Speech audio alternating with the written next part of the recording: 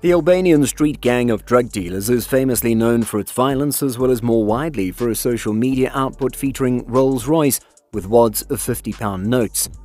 Their never-ending gold Rolex watches help increase its reputation and recruit youngsters. The Gascoigne estate, which was built in the 1960s and overtaking land which slopes south of Barking Town Centre to the Thames, is its historical home turf. One person might climb up to the 12th floor of the Gascoigne estate's high-rise blocks to better understand the Albanians' amazing rise in the UK. From there, the notorious skyline of London, where much of their narcotics will be snorted, stretches west. In the opposite direction, a few miles along the Thames, lie the massive lines of container ports where their narco-trafficking is offloaded in multi-kilo shipments. But it is across the Atlantic to the jungles of Latin America where the story of the Mafia Shqiptare starts.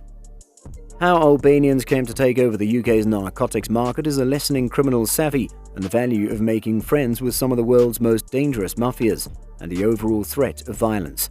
It all started with a business model which was simple in concept, however sufficiently bold to subvert the existing order. For many years, Narcotics International importers worked individually from its wholesalers and the gangs. The pricing structure varied depending on the drug's purity, and the higher it was, the more it cost. The Albanian gangs later ditched the entire model. They started negotiating directly with the Colombian cartels that controlled coca production. Huge shipments were arranged directly from South America. Supply chains were kept in the house. The intelligence obtained by British experts reported the Albanians were procuring narcotics from the cartels of around £4,000 to £5,500 a kilo, when rivals thought they were getting a neat deal using Dutch wholesalers selling at around £22,500 a kilo. The Albanian gangsters then lowered the price of narcotics and increased its purity. More major consignments were brought into the UK. Moreover, the Albanian effect has extremely shaped the use, production and economy of narcotics. The drug is at its lowest price in the United Kingdom since 1990 and richer than it has been for the last few decades, which has caused record fatalities. Also, it's worth noting that the United Kingdom has the highest number of youngsters in Europe. And more broadly, the far bigger and more frequent drug shipments have been seized entering the UK as narcotics production in South America has hit record levels, up to 31% in 2016.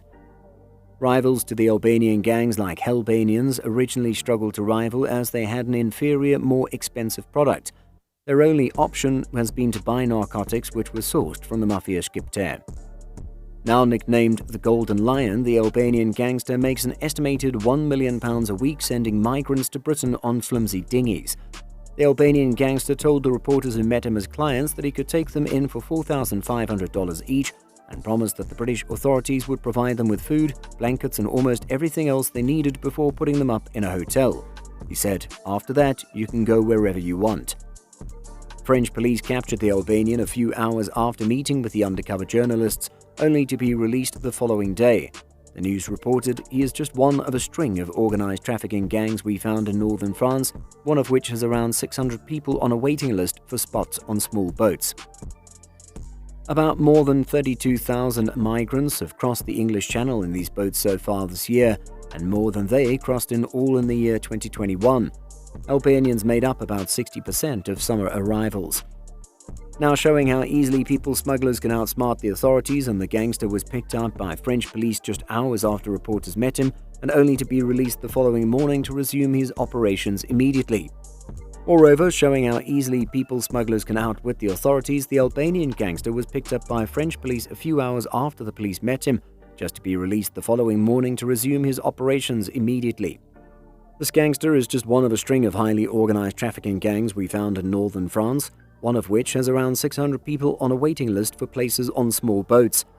Probably the most shocking investigation also found that gang warfare with frequent gunfights is rife between competitor traffickers who act like mafia bosses, battling to control illegal camps and launching areas on beaches. He is just one of a string of highly organized trafficking gangs in northern France, and one of which has 600 people on a waiting list for places on small boats. The shocking investigation also found that gang warfare with frequent gunfights is rife between competitors, traffickers who act like mafia bosses battling to control illegal camps and launching areas on beaches. More than 32,000 migrants have crossed the English Channel in small boats so far this year, which is more than made it through the whole of 2021. Albanians accounted for about 60% of arrivals over the summer.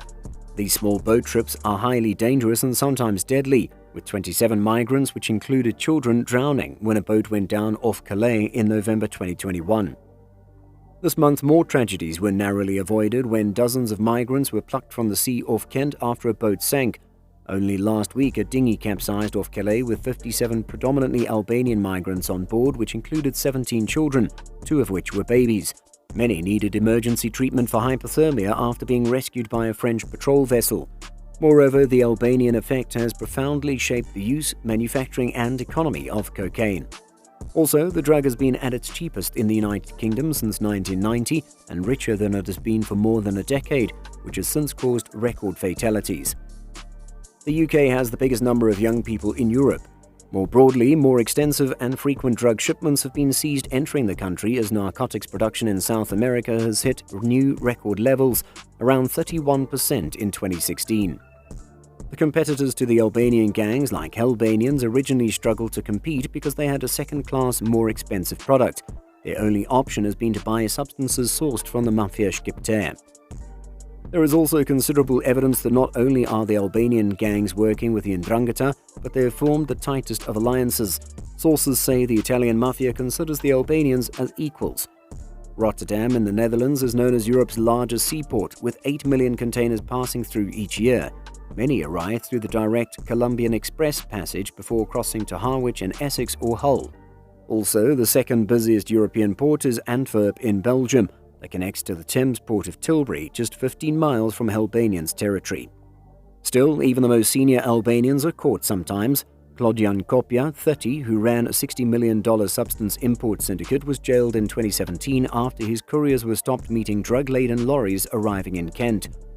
One striking facet of the NCA term, which the Albanians increased prominence, is their having and so far avoided becoming embroiled in tit-for-tat feuds with competitors. The latest UK criminal threat assessment stated that the Albanians are not really skilled at developing relationships as well as forging links with other OCGs or the organised criminal gangs. This kind of relationship building left Liverpool as the only part of the UK which routinely does not sell Albanian-sourced narcotics. Not only has the Merseyside port its direct access to South America, but the city's own criminal gangs jealously guard its turf. There is another repercussion of the Albanian model that has, say some, helped fuel knife crime as well as substance disputes by making cocaine affordable to smaller and much younger street gangs. A recent report by the London Borough of Waltham Forest stated that the gangs were moving from postcode competitors to commercial enterprises focused on dealing cocaine. And so long as Mafia Shqiptare keeps delivering their narcotics, recruiting youngsters to the infamous Albanians' gangster life has never been easier. What are your thoughts on this? Let us know in the comment section down below. If you enjoyed today's video and found it interesting, then make sure to leave us a thumbs up and don't forget to subscribe to our channel and click on the bell icon to be always updated with the most exciting content as soon as it's uploaded. Thanks for watching. See you again soon in another video.